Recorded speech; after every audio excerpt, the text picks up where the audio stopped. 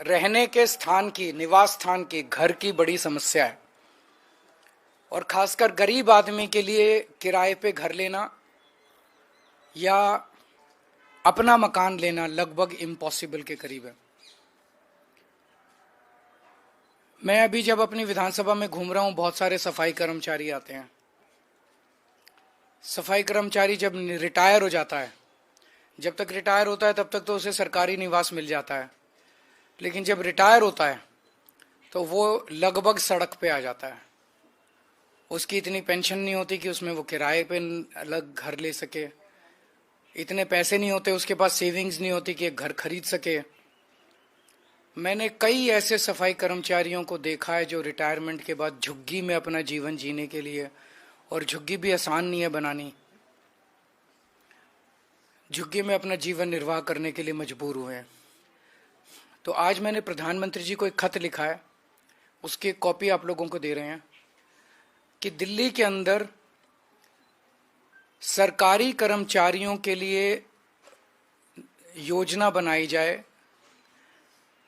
Scheme बनाई जाए, जिसके तहत, क्योंकि दिल्ली में लैंड जो है वो केंद्र सरकार के अधीन आती है, तो अगर सब्सिडाइज्ड, हाईली सब्सिडाइज्ड रेट पे केंद्र सरकार लैंड दे दे तो उस पे दिल्ली सरकार मकान बनवा देगी और आसान किश्तों के अंदर सरकारी कर्मचारी वो उसका पैसा भुगतान करके उसके मालिक बन सकते हैं, उन घरों के मालिक बन सकते हैं।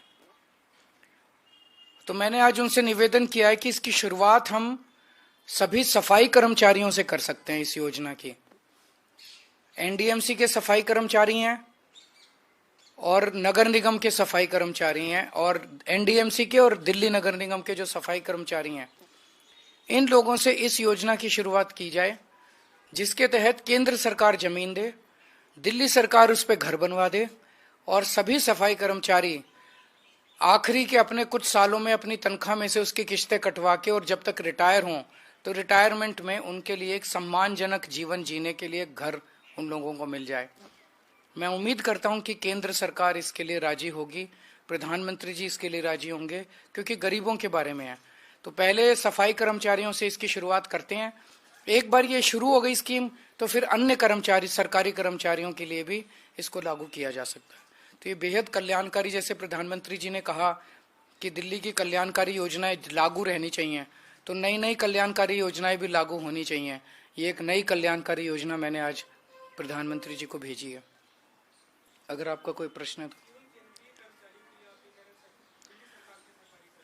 तो अभी सफाई कर्मचारियों से शुरुआत की है। दिल्ली नगर निगम और एनडीएमसी, इनके जितने सफाई कर्मचारी हैं, इन लोगों के लिए एक हाउसिंग स्कीम बनाई जाए। इस हाउसिंग स्कीम में जो केंद्र सरकार जमीन दे दे, दिल्ली सरकार उस पे उनके घर बनवा देगी, बिल्डिंग्स बनवा देगी, और ये अपना नौकरी में रहते रहते किश्तें देके मालिक बन जाएंगे, और रिटायरमेंट के बाद ये वहां उस मकान में शिफ्ट हो जाएंगे।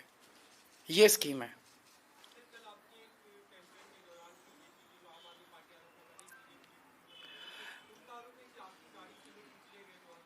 देखिए, इस बार हम जिस तरह का कैंपेन देख रहे हैं, दिल्ली के लोगों ने इस तरह का कैंपेन देखा नहीं है। इस तरह की हिंसा आज तक दिल्ली के लोगों ने देखी नहीं है, जिसमें एक पूर्व मुख्यमंत्री के ऊपर कातिलाना हमला करने की कोशिश की जाए।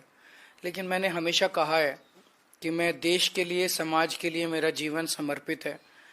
वो अपने तरीके, वो इसी तरह से, वो हार रहे हैं बुरी तरह से, वो इसी तरह से चुनाव लड़ना जानते हैं, वो इस तरह से अपनी कैंपेनिंग करें।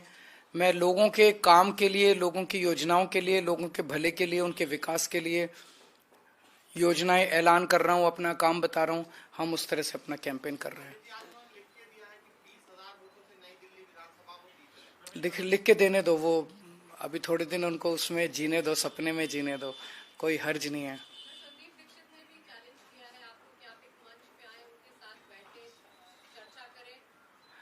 देखिए, संदीप दीक्षित जी को तो आप ही लोग दिखा रहे हैं ज्यादा। वो भी मुझे बताया गया, ऊपर से फोन आता है कि संदीप दीक्षित को दिखाओ, संदीप दीक्षित को दिखाओ।